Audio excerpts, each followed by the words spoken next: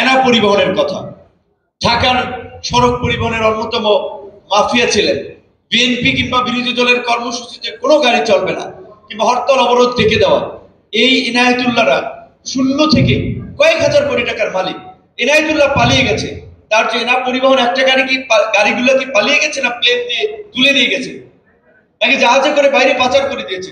সব কিন্তু নাম রং করে, নাম বদল করে এখন আবার অন্য একটা সিন্ডিকেট চালাচ্ছে। কিংবা শাহজাহান খানরা যেই মাসোয়ারা তুলতেন সেটা এখন অন্যরা তুলছে। ব্যক্তির এবং হাত বদল হয়েছে, সিস্টেমের বিন্দু মাত্র বদল হয় নাই। আপনি সাদাবাদ বাস টার্মিনালে যান, গুলিস্তানে নিকটে ফুলবাড়িয়া যান, মহাখালী যান, গাবতলী যান, একটা জায়গাতেও চাঁদাবাজি দখলবাজি আটটাও বন্ধ হয়নি। জোর দখল করে কমিটি হয়ে তারা সমিতি চালাচ্ছে, পয়সা তুলছে। এমনকি আমাদের কিছু শ্রমিক ভাইরা দেখলাম এই ফুলবাড়িয়াতে চাঁদাবাজির বিরুদ্ধে তারা পরিষ্কার, যে তাদের ভিডিওটা দেখলাম, দেখাতে পারবো আপনাদের। স্লোগান ছিল যে ধরেন, আমি বলছি না আমার নামে কোনো স্লোগান দিতে, তারা একটা প্ল্যাকার্ড নিয়ে গেছিল যে বিপিনের ঘোষণা চাঁদাবাজি চলবে না, গণঅভ্যুত্থানের চেতনা দখলবাজি চলবে না, এই স্লোগান দিয়ে ওখান থেকে মিছিল ঘুরে নিয়ে আসতেছিল।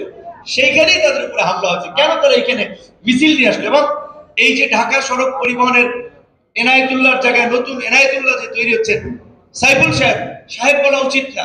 তারা বিএনপির নাম ভাঙিয়ে চাঁদাবাজি দখলবাজি করছে, বিএনপির ঘরে বদনাম তুলে দিচ্ছে। কিন্তু এই লোকগুলো বিএনপির জন্য কি করেছে আমি জানি না। রাজপথে তো দেখিনি খুব বেশি আন্দোলন সংগ্রাম। আমরা তো এই সালাম ভাইদের সাথে মহানগর কেন্দ্রীয় সবার সাথে আন্দোলন সংগ্রাম করেছি। তারে বললাম যে আপনারা কি লোক বসাইছেন যে এইভাবে একটা লোক মিছিল করতে গেল সেখানে হামলা করলো?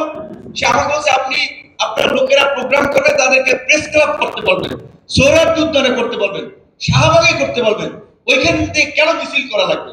আমি হাসলাম যে মিছিল করবে সেটা তার অনুমতি নিয়ে মিছিল করা লাগবে। তো এই যে ইলিয়াস